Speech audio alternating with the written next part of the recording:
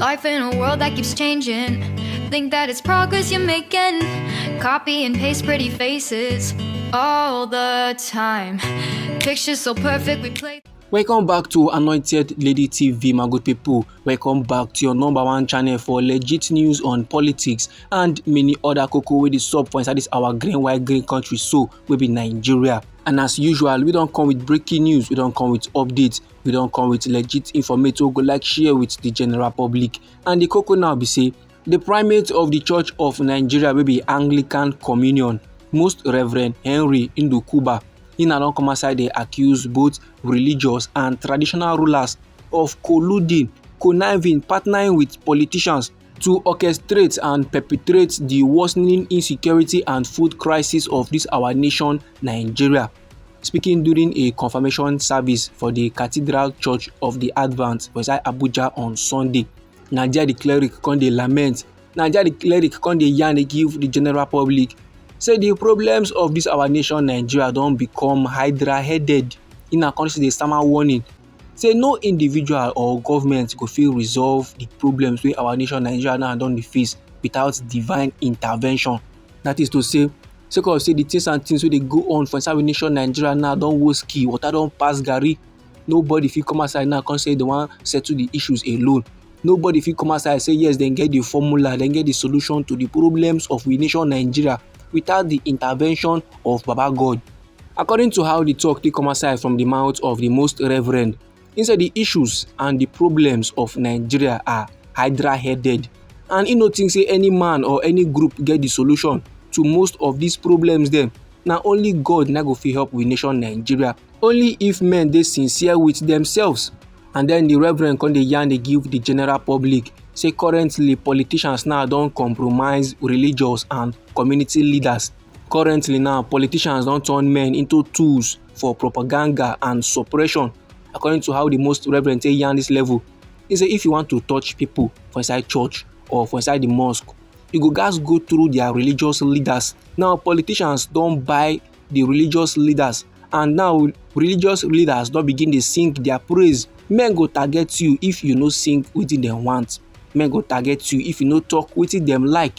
And then him now come proceed further dey accuse traditional rulers of aligning with enemies of the state to unleash chaos on their communities. According to how they talk, they come aside from him mouth. He say we have had cases where traditional rulers align themselves with the enemies of the state and they come cause mayhem to their own people. And now drawing a connection between insecurity and the things and things, the Jaguda incident they went on to play for inside with nation Nigeria to food security, the primate, the Most Reverend, come dey sama warning. Say the survival of this our beloved white green country Nigeria was being undermined at its most vulnerable point, that na agriculture. According to Ante Yana, he said the enemy now dey attack men in the most terrible place, our food supply. Once a country is crippled in food security, anybody wey give you food now dey control your mind. When we nation Nigeria now don enter the point of confusion and ewulewu, so the food now come be of a scarcity.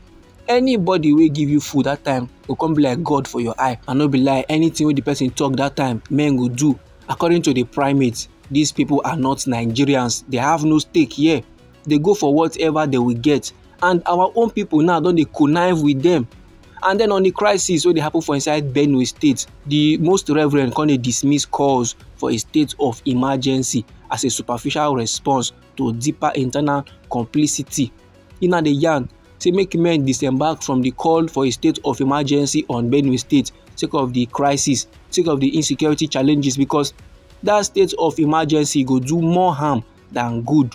According to how talk take come aside from him mouth concerning the level, he say if men touchlight wetin dey happen for inside Benue State properly, if men observe am well, they go see and say the people of Benue State get hand in it. Some of the Benue people, na dem be the orchestrators, na dem be the mastermind of the chaos wey the state dey face so. So to come go dey declare a state of emergency no go solve the problem at all. If our President Bola Ahmed Tinubu is pushed or persuaded to plaster state of emergency, then make it no stop for only Benue State, make him proceed further declare state of emergency for inside Zamfara, Sokoto and everywhere else with terrorists, with bandits, they do Jaguda activities. After every the most reverend now come dey emphasize, he now come dey talk about the need for better protection for farmers and renewed commitment to food production. He now dey let men dey know the importance of farmers, the importance of renewed commitment to food production to the national survival. And no be lie, my good people, during the most reverend his Pentecostal sermon, the Anglican leader bin struck a more hopeful tone. Him bin dey express belief in divine restoration.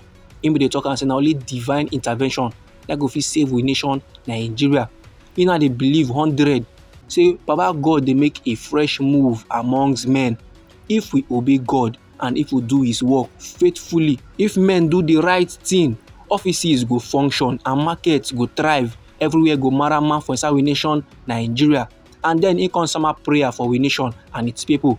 The most reverend pray make Baba God remember his people. Make Baba God visit men wey dey for inside Abuja, and make Baba God help men to recover the vision for religious calling. So this, my good people, na the reports, na the information I wan share give the general public. Now onto the remarks, onto the point of view of the most reverend. I believe say many countrymen now they go dey in support while some go dey against, or anyhow the matter be you. If you be say you dey in agreement, or if you be say you no support at all, or if you be say you get contributions, no let anybody or anything stop or intimidate you. Feel free make you put down your contributions. Feel free make you put your own remark. Feel free make you put your own comment inside our comment section. Once again, now we be Anointed Lady TV. Now we dey like give una legit news on politics and many other koko wey dey sup for inside this our green country, so we be Nigeria. Now if you be say you like this update, if you like this report and you go like to dey receive more, then sharply make you subscribe to this channel and don't forget to put on the notification bell so that as we dey bring more news dey come your side, na go first receive the update and you go even get am sharp. And also, my good people, try make you dey share the news dey give your family and friends so that them too they go know wetin dey play for inside we nation Nigeria. Now me dey go get more news, me dey go get more reports, me dey go gather more intel for you, my good people. Try make you no go anywhere.